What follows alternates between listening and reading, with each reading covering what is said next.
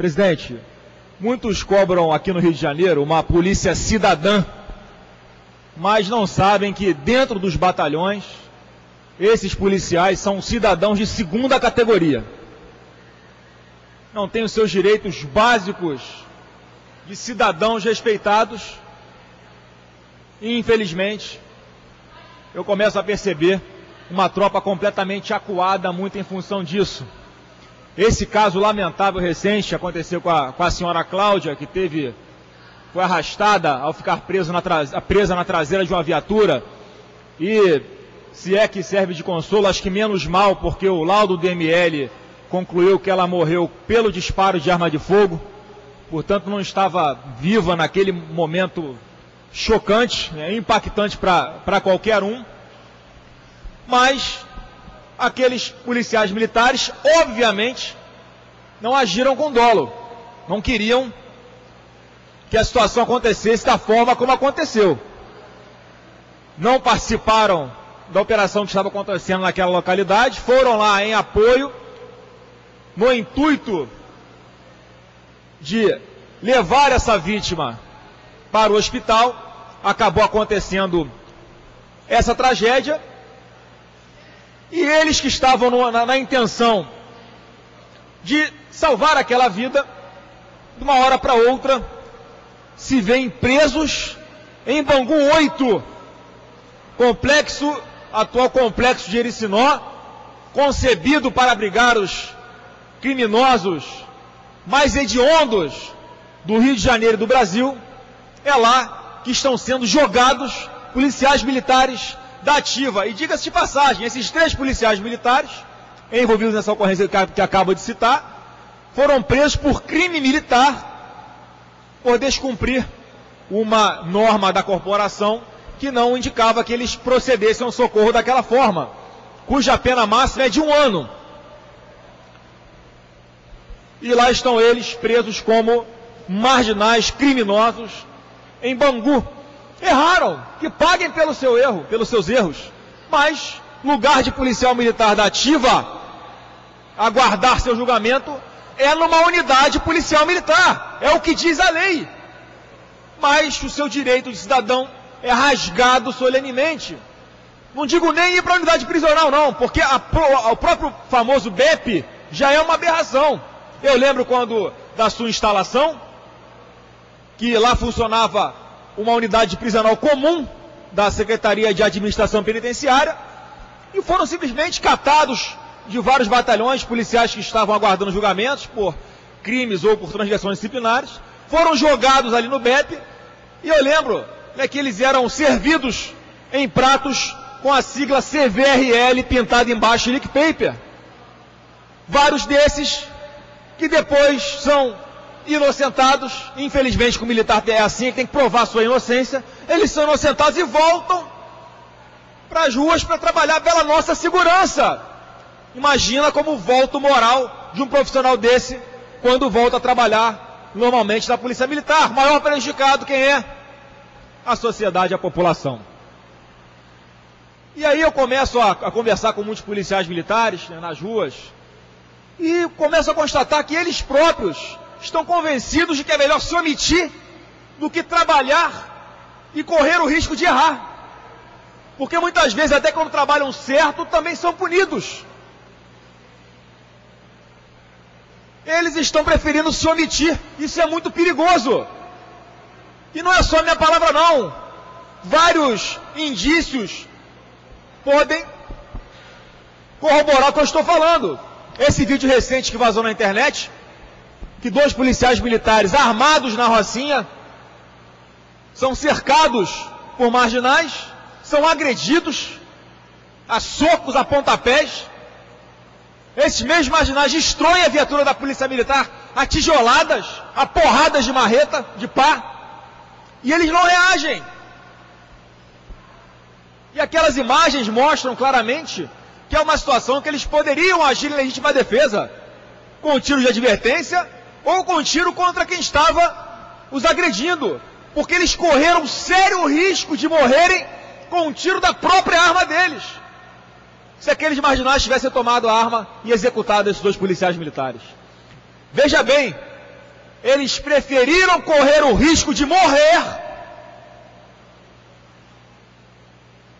a verem suas carreiras militares interrompidas, a se verem presos no complexo de Jericinó, a verem os seus familiares obrigados a entrar no complexo dentro de um ônibus que vai deixando os visitantes ao longo dos presídios, ao lado de familiares de presos comuns que são ameaçados, correndo o risco de serem presos com bandidos que eles próprios participaram da prisão na mesma unidade prisional, em Bangu 8. Então o que está acontecendo? Os índices de criminalidade altíssimos estão aí para comprovar mais uma vez o que eu estou falando. Será que os dirigentes da segurança pública aqui no nosso estado não enxergam uma coisa tão óbvia? E o Estado tem que se reconhecer, está investindo pesado em segurança pública sim. Se a gente comparar com o início do governo, do atual governo, os salários de policiais e bombeiros e de profissionais de segurança pública deu uma melhorada razoável. Está muito longe de ser o ideal ainda. Está muito longe de ser aquele compatível com a responsabilidade desses trabalhos para a população do Rio de Janeiro. Mas está melhorando. E, no entanto, todo esse investimento pode ir por água abaixo, simplesmente porque hoje temos profissionais de segurança pública completamente desmotivados para trabalhar, destratados dentro de suas próprias casas. E ao constatar isso, presidente, há algum tempo, no ano passado, realizei uma pesquisa com milhares de policiais e bombeiros militares pela internet, perguntando o que mais desvalorizava as suas carreiras. Obviamente, a maior quantidade de respostas foi concernente à questão salarial. Mas num percentual quase igual, um empate técnico,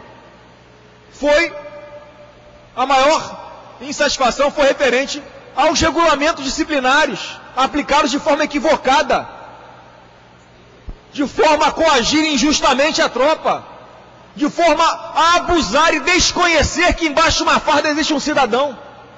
E em função disso, criei aqui na Assembleia uma comissão especial com o apoio do presidente Paulo Melo, que funcionou por alguns meses, promovendo audiências públicas, debates demorados, longos, ouvindo todos os atores interessados nesse assunto de regulamento disciplinar, e propusemos um relatório final que foi aprovado ontem na comissão,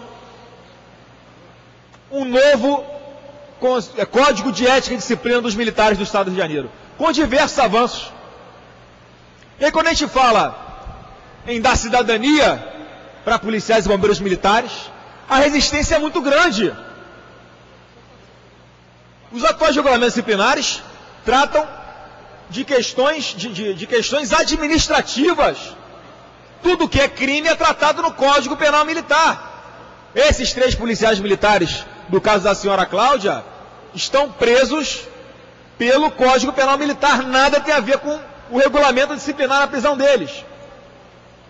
Mas, por questões administrativas, a única categoria que ainda fica presa em função disso, que tem a sua liberdade restrita em função de um desvio administrativo, são os militares. E inúmeras vezes de forma muito injusta. Então propusemos nesse novo Código de Ética e Disciplina a substituição da pena privativa de liberdade pela prestação de serviço, deputado Dica. Ao invés de um policial militar ficar 10 dias preso, ele cumpre 4, 5, 6 serviços extraordinários durante sua folga. Algo muito mais produtivo. Uma pena que não alcança a família desse policial militar. Família essa que sofre ao ter que visitar o seu ente querido num complexo penitenciário concebido para criminosos.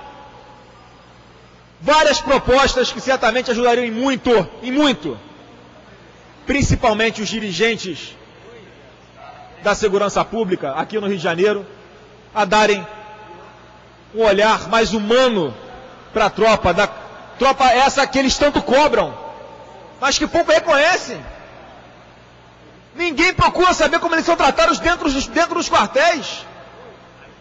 São os mais diversos tipos de excessos, de constrangimentos, de coações.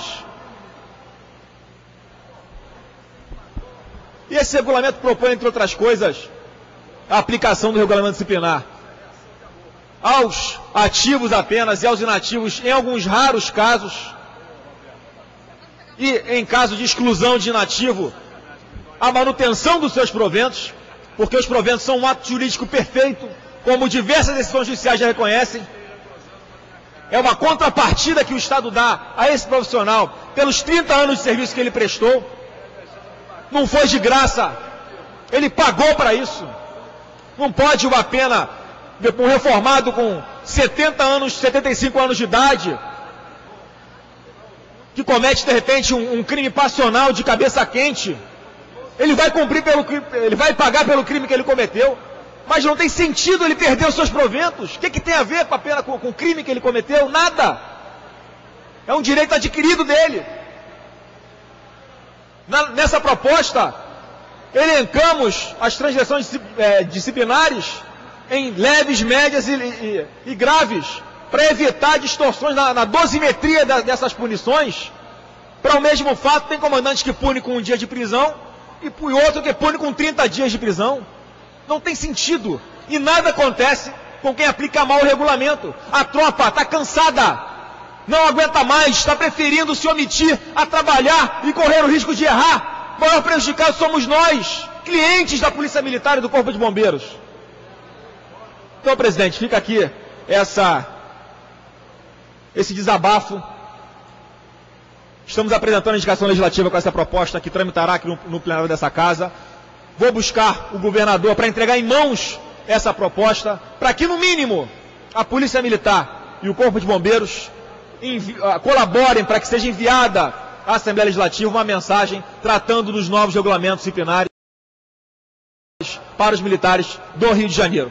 Vou cobrar isso até o último dia de mandato que as urnas me conferirem, presidente. É uma questão de dignidade e humanizar o tratamento dado a esses profissionais certamente vai se refletir no tratamento que eles dão à população nas ruas do Rio de Janeiro. Obrigado.